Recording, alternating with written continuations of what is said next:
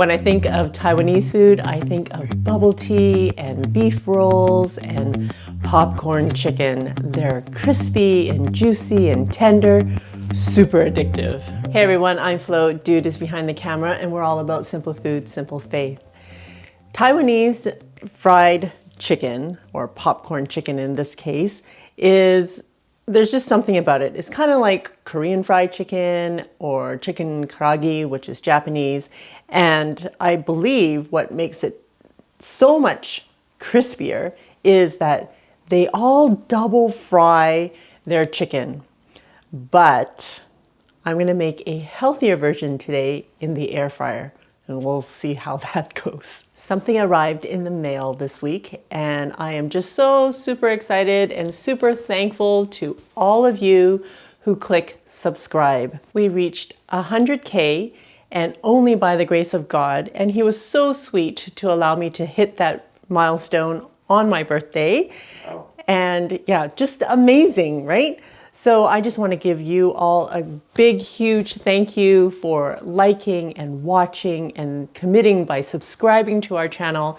Without you, there would be no channel at all. You guys rock. We're going to start by creating the marinade.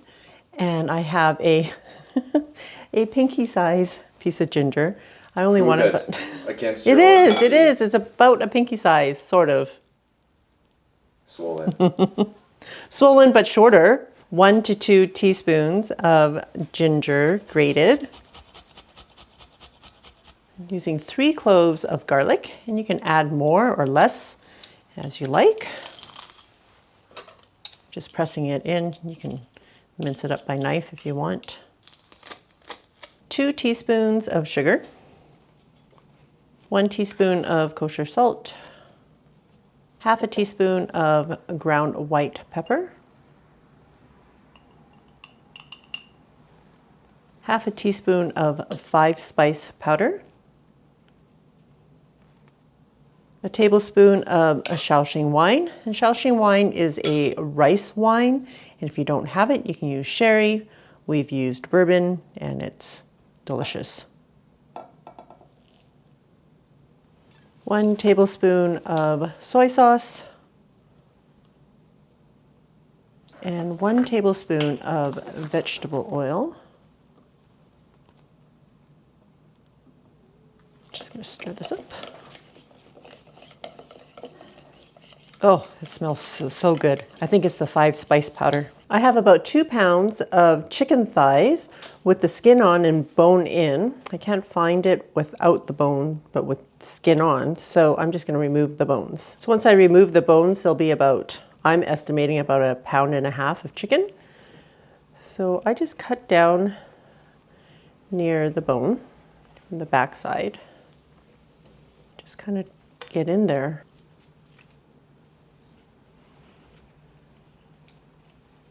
Then what I do is I save the bone, freeze them, so I can make soup with them after.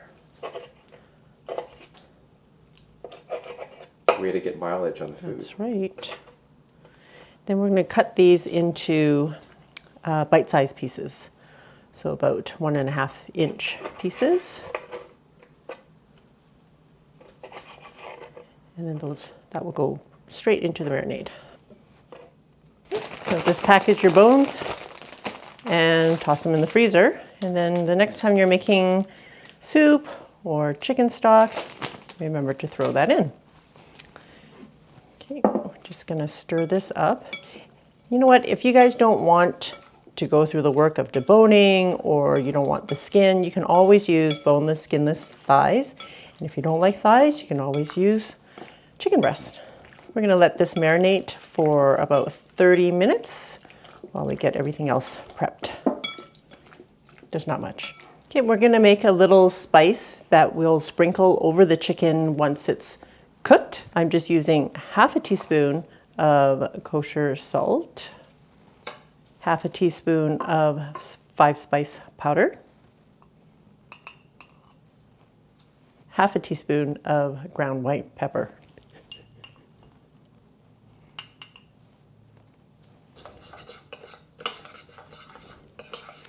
And just mix it up until it's well blended.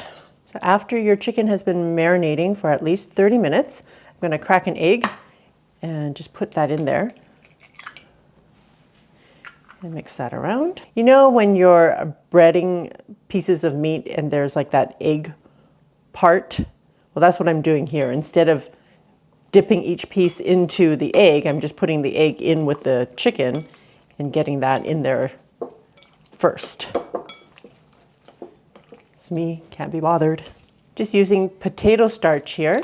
I think traditionally the Taiwanese use a sweet potato starch, but I don't have that, so I'm just going to use what I have. Starting off with half a cup of potato starch, only because I hate recipes that say use a full cup of something to flour when really they don't need that much. So start with half a cup.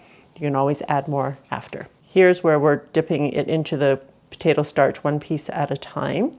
And just want to make sure they're nicely coated.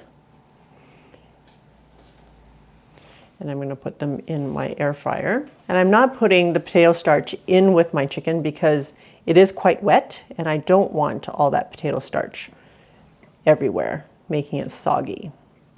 You want each piece to be coated with some potato starch, but you don't want the starch to be integrated with all the marinade and the egg white, or not egg white, and the egg. You also want to leave each piece with a little bit of space so that the air fryer can get around each piece of meat. Make sure that your chicken is not overcrowded. So I have about 1/4 inch in between each piece, and I'm just going to spray this with my mister. I finally got it working again, but it's still coming out as a stream. But it's better than nothing, so I'm just going to use it. And quite a few of you guys have recommended the Evo Mister, which we have been looking at. But Amazon Canada has them at $40. And I just cannot justify $40 for an oil sprayer. But we just may get there if this Mister completely dies. Yep. I am going to flip them over to make sure the other side is also coated with oil. And I'm doing this because I really want them to be very crispy. And I don't want to bite into the raw potato starch. When it doesn't get completely coated, and when you get like these white pieces of flour that hasn't been cooked, it really is not a very pleasant taste. Sorry, I said flour just now. I mean potato starch. Potato starch is not the same as potato flour. So if you're using potato starch, make sure you get the starch. It's kind of like a cornstarch. So if you don't have potato starch and you don't mind using cornstarch, just do that. I gotta say, the stream coming out of that Mister was pretty pitiful. It is, but you know what? At the same time, it's better than basting. All right, popping this into a 400-degree Fahrenheit air fryer oven. And we're going to put it in there for 10 minutes, see how they do. If they need more crisping, I'll put it in for a little bit longer, but I'll give you the total time at the end. I guess this is kind of like an impromptu showdown. I didn't get all of my chicken in there, so I was going to have to do multiple batches. But since I still have the Philips air fryer, I don't think I will get rid of it. I'm just going to use that to finish the rest of the chicken. And I did have to add a little bit more starch, so altogether maybe 3/4 cup of potato starch.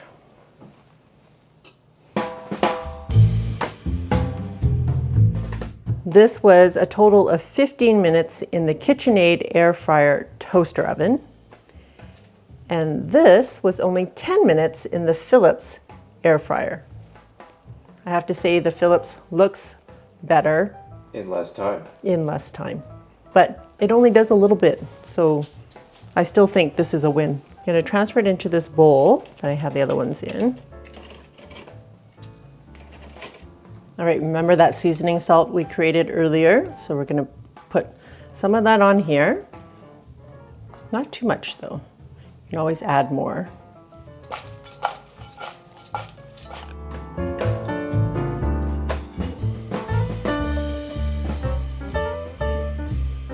Oh my goodness, it looks so good. Wow. This smells really good. During the last 3 minutes of cooking the chicken, I threw in some basil leaves. I didn't have any Thai basil, which is what they would normally use in this dish, but I did have some Italian basil, so that's what I'm using here. And we're just gonna add that. here. And usually these leaves are deep fried, so I thought we would try them in the air fryer. And they actually don't look too bad. I know you're all ready for the taste, and this one is gonna be a good one. You know why? Because look at this, guys. This looks amazing, it smells amazing, and I can't wait to dig in.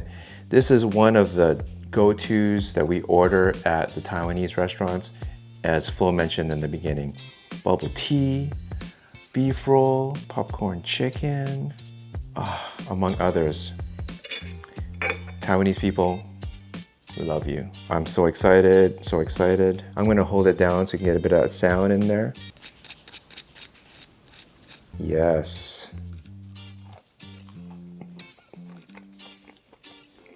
Whoa, that 5 spice comes through nicely. That's one of the things I like about Taiwanese popcorn chicken is that the flavors are kind of intense on the first bite and it just kind of mellows out in your mouth.